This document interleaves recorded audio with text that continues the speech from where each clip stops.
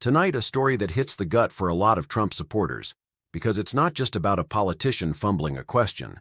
It's about America's credibility on the world stage, and what happens next when the media tries to clean it up. Here's what's happening and why it matters. Alexandria Ocasio-Cortez traveled to the Munich Security Conference in Germany, and her appearance sparked backlash after multiple viral moments, especially her response when asked about Taiwan and U.S. commitments. Fox reports she appeared to stall before answering, and she was also criticized for a separate geography-related remark about Venezuela. Now here's the part that lit a match today. The New York Times reporter, Kellen Browning, posted that AOC called him after coverage focused on what Fox described as her verbal missteps. Browning linked to his NYT piece about her trip, where she pushed back and argued essentially that people got the story wrong, and that triggered the media runs cover accusation, because critics immediately labeled the NYT angle a kind of rehab story. In the next 60 seconds, I'm going to walk you through exactly what's confirmed, what's being claimed, and the one detail most coverage is skipping that changes how this unfolds. So stay with me, because once you see how these pieces connect, the entire situation looks very different. Quick housekeeping. If you want updates when these political narratives shift in real time, subscribe now so you don't miss critical developments. Here's what we can say without spinning it. We have confirmed publication timelines, direct quotes and screenshots circulating, and public reactions from conservatives and even some Democrats, arguing that the cleanup effort made the backlash worse, not better. And in about 30 seconds, we're going to pin down the timeline, what was said in Munich, what got clipped, who responded, and why this matters for how the press handles rising Democratic figures. Here is what is confirmed, based on reporting published today and on-the-record statements. The core rehab story claim centers on a New York Times reporter's public post. On Monday, New York Times reporter Kellen Browning posted on X that Reporter Alexandria Ocasio-Cortez called him after her Munich trip drew backlash, writing, "AOC came to Munich to warn about the far right. Coverage focused on 2028 and verbal missteps. She gave me a call." Fox News published that account February 18, 2026, at 2:56 p.m. ET. Lock that timestamp in, because the reaction wave starts right there. Browning's post linked to a New York Times article about the trip. Fox reports the post linked to Browning's Times story titled, "After First Big Overseas Trip, Ocasio-Cortez Expresses Frustrations." In that interview, Fox reports Ocasio-Cortez pushed back on the coverage and told the Times, "Everyone's got this story wrong, that this is about me running for president." Keep that line in your pocket, because it becomes the centerpiece of today's fight. The backlash referenced in the Fox reporting is tied to specific remarks made at the Munich Security Conference. Fox reports that after speaking at the Munich Security Conference in Munich, Germany, Ocasio-Cortez was mocked for multiple statements about Taiwan and for saying Venezuela was below the equator. Fox's coverage also includes an image caption placing her at the conference on Friday, February 13, 2026, with photo credit to Reuters. Stay with me. This matters for the timeline. The reaction to Browning's post became its own news cycle, on both the right and the left. In the same Fox report, multiple commentators criticized the Times framing and Browning's post, including Republican officials and conservative writers, while at least one former CNN journalist also mocked the situation. Fox also reports Ocasio-Cortez's office did not immediately respond to a request for comment. And in politics, no comment doesn't pause the story. It accelerates it. A separate Fox segment today shows the story spilling into daytime TV commentary. Also today at 3:25 p.m. ET, Fox published coverage of a segment on ABC's The View, where several co-hosts discussed Ocasio-Cortez's Munich answers and described them as gaffes, specifically referencing her Venezuela comment and the broader backlash surrounding her appearance. Hold on to this. The factual timeline matters, because the next question is not who dunked on who, but why a foreign policy stumble turns into a domestic media repair operation in the first place. Now let's separate what people are saying from what we can actually prove, because this is where the media narrative gets slippery, fast. Claim number 1. AOC embarrassed America in Munich. That's a judgment call, but it didn't come out of thin air. The reason this caught fire is because specific clips from Munich went viral, and even friendly panels spent time on the stammering answer about what the U.S. should commit to defending Taiwan, plus the Venezuela geography remark. The fact that those clips exist and are driving coverage is real. Whether that equals embarrassment is opinion. But the backlash wave, that's measurable, and it spread beyond just conservative media. And in 20 seconds, I'm going to show you why this became less about foreign policy and more about who controls the cleanup. Claim number 2. The New York Times ran a rehab story to make her look better. Here's what's verified.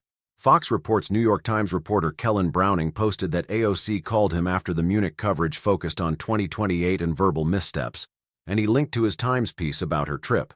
Fox also reports that critics seized on that and labeled it a rehab story.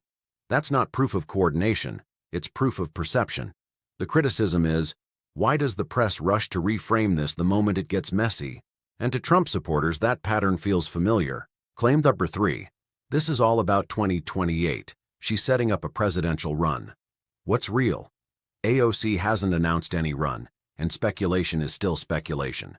What's also real is that Fox reports she told the Times something like, "Everyone's got this story wrong, that this is about me running for president." That line matters because it's not just a denial, it's an attempt to shift the story back to her message about the far right. Here's the reality check. If your trip produces a viral foreign policy stumble, you don't get to pick what goes viral. But you can try to steer what comes next, by calling the reporter, by getting context in print, by reframing the motive of critics. And this is why today's argument exploded. Because once the rehab accusation lands, the story stops being, "Did she answer cleanly?" and becomes, "Who gets protected and who gets left to bleed out?" One more thing. Notice how fast this jumped from Munich to American TV panels. Fox published a segment today on The View discussing her Munich gaffes and the broader fight over whether the backlash is fair or politically motivated. So the real dispute isn't whether there was backlash, it's whether the media is documenting it or managing it. This story is no longer just about one awkward clip. It's about power. Who gets protected, who gets punished, and who gets to reframe a bad moment before voters lock it in. In the next 30 seconds, I'm going to show you why the AOC and Munich controversy turned into a media trust test, and why that matters more than the original question she stumbled through. Here's what's happening. After the Munich Security Conference backlash, the fight became less, "Did she answer cleanly?" and more, "Who is managing the cleanup?" That's where the New York Times angle detonated the rehab story accusation, because critics saw a fast pivot from foreign policy competence to narrative control. Now here's what's new today. Even inside Fox coverage, the framing is splitting.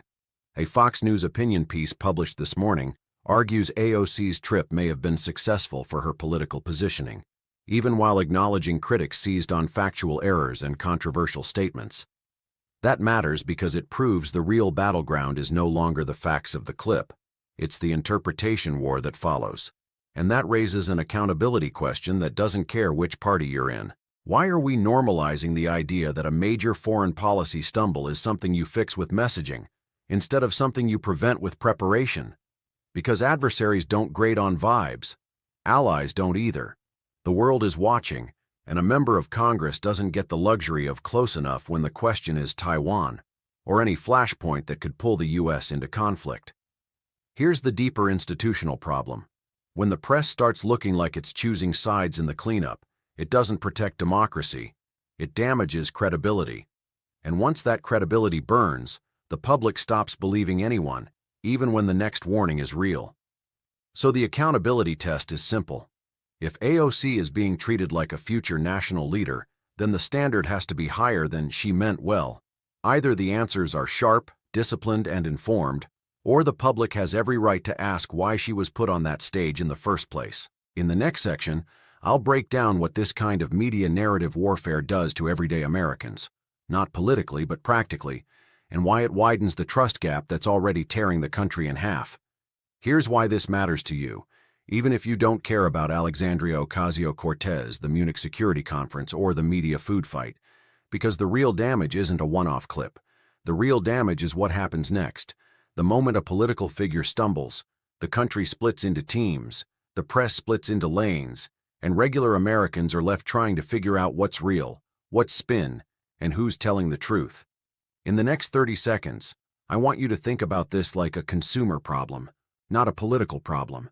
When people believe the news is managing outcomes instead of reporting facts, trust collapses. And once trust collapses, the public stops believing anyone, even when the warning is legitimate. That's how you end up with a country that can't unite around basic reality. Not on foreign policy, not on economics, not on public safety, not on anything. Now put that in the context of foreign policy. Taiwan isn't a game. China isn't a game. Deterrence isn't built on vibes, it's built on clarity. When a U.S. official looks uncertain on a question that touches war and alliance commitments, adversaries notice, allies notice, markets notice, and you don't get to explain it later once the first impression is locked in. And here's what made today different.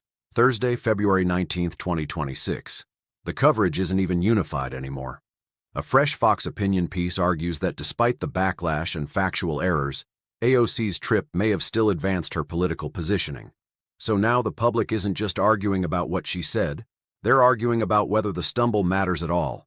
Stay with me, because that split is the most dangerous part.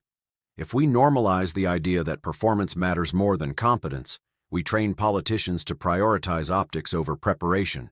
We reward the ability to reframe instead of the ability to lead. And then we act shocked when Washington produces leaders who can win a narrative but can't handle a crisis. So here's the bottom line for the public. Media credibility keeps dropping, and that makes every future emergency harder to manage. Foreign policy gets treated like content, and that invites miscalculation. Americans get more divided, and the people in power get more insulated. This story ends with two unanswered questions that matter more than any dunk clip. First, will AOC and her allies treat this as a wake-up call to sharpen and prepare, or will they treat it as proof that the right-wing media will attack no matter what? Second, will major outlets treat moments like this as a straight accountability test, or as something to soften, contextualize, and move past? Because your life gets harder when the truth becomes negotiable. If you value reporting that separates confirmed facts from narrative management, subscribe for updates. We follow the facts.